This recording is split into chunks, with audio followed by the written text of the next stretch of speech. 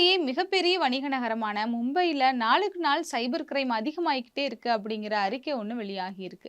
மும்பைல மட்டுமே கிட்டத்தட்ட கடந்த 5 ஆண்டுகள்ல 20,000 சைபர் குற்றங்கள் வழக்குகளா பதிவாயிருக்கு அப்படின்னு சொல்லியிருக்காங்க. கிட்டத்தட்ட 4,132 வழக்குகள் இந்த போலியா கிரெடிட் கார்டு தயாரிக்கிறது, டெபிட் கார்டு தயாரிக்கிறது, ஓடிபி மூலியமா ஃப்ராடுத்தனம் பண்றது, இந்த மாதிரியான விஷயங்களால நடக்குது அப்படின்னு சொல்லியிருக்காங்க. இந்த கார்டுகளால நடக்கக்கூடிய இந்த பிரச்சனையில மட்டுமே கிட்டத்தட்ட மக்கள் 161 கோடி பணத்தை இழந்திருக்காங்க அப்படிங்கிறதையும் சொல்லியிருக்காங்க.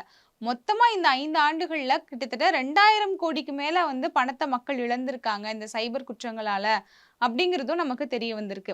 ஆனா இந்த வழக்குகள் எல்லாம் நடைபெற்று எவ்வளவு பணத்த மீட்டெடுத்தாங்க அப்படின்னு பார்த்தோம்னா, அது ரொம்பவே சொற்பமான அளவுல தான் இருக்கு. 2,000 கோடி பணம் இழக்கப்பட்ட இடத்துல வெறும் 4.8 கோடி பணத்த தான் காவல்துறையினர் கண்டுபிடிச்சிருக்காங்க அப்படிங்கிற செய்திகளும் வெளியாகி இருக்கு.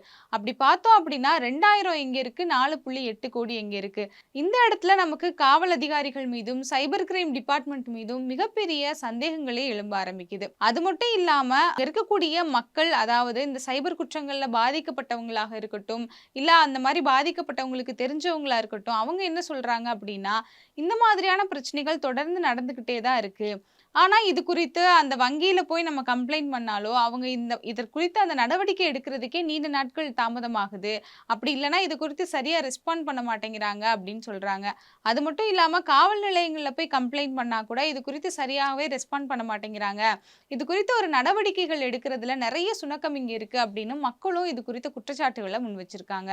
பொதுவா இந்த மாதிரியான விஷயங்கள் எல்லாம் மும்பையில எப்படி நடத்துறாங்க அப்படின்னா, சிசிடிவி கேமராக்கள் இருக்கக்கூடிய கடைகள்லயோ, சிசிடிவி கேமராக்கள் தெரியக்கூடிய பகுதிகள்லயோ, மக்கள் மொபைல் ஃபோன்கள்ல Paytmல பணம் செலுத்துறதாக இருக்கட்டும், கிரெடிட் கார்டுகள் யூஸ் பண்றதாக இருக்கட்டும், அதுல இருக்கக்கூடிய அந்த நம்பர்களையோ, பாஸ்வேர்டுகளையோ கவனிச்சு, அதே மாதிரி குளோனிங்கா இருக்கக்கூடிய கார்டுகள தயாரிச்சு, அதன் மூலியமா நெறைய ஃப்ராட் வேலைகள் செய்றாங்க. இந்த விஷயம் அப்படிங்கிறது மும்பைல ரொம்ப அதிகமா நடந்துகிட்டு இருக்கு அப்படின்னும் மக்கள் குற்றச்சாட்டுகள முன் வச்சிருக்காங்க.